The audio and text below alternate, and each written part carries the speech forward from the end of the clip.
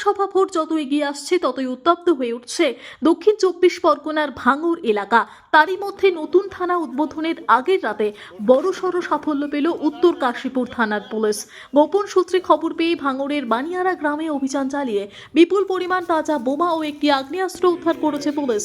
Police সূত্রে জানা গিয়েছে, বানিয়ারা গ্রামের বাসিন্দা শামীম খান নামে এক আইএসএফ কর্মীর বাড়িতে তল্লাশি চালিয়ে মোট 28টি তাজা বোমা, একটি লক শাটার বন্দুক উদ্ধার করা হচ্ছে। উদ্ধার হওয়া বোমাগুলি অত্যন্ত শক্তিশালী এবং সদ্য প্রস্তুত বলে প্রাথমিকভাবে মনে করছেন তদন্তকারীরা।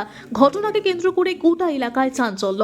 উল্লেখযোগ্য বিষয়, আগামীকাল উত্তর কাশীপুর থানাকে ভেঙে বিজয়গঞ্জ বাজার থানার নতুন ভবনের শুভ উদ্বোধন হওয়ার কথা।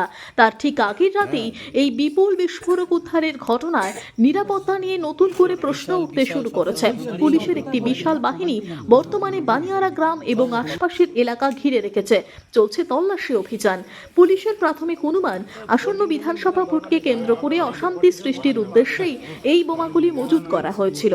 যদিও ঘটনায় এখনো পর্যন্ত কাউকে গ্রেপ্তার করা হয়েছে কিনা তা নিয়ে পুলিশ আনুষ্ঠানিকভাবে কিছুই জানায়নি। তবে ঘটনার সঙ্গে যুক্তদের খোঁজে জোরদার তল্লাশি চলছে।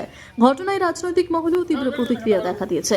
ভোটের আগে এই ধরনের বিস্ফোরক উদ্ধারের ঘটনায় ভাঙড়ের নিরাপত্তা এবং আইন শৃঙ্খলা পরিস্থিতি নিয়ে নতুন করে উদ্বেগ তৈরি হচ্ছে। এখন দেখার তদন্তে আর কি তথ্য সামনে আসে, ঘটনার পিছনেই বা কারা রয়েছে।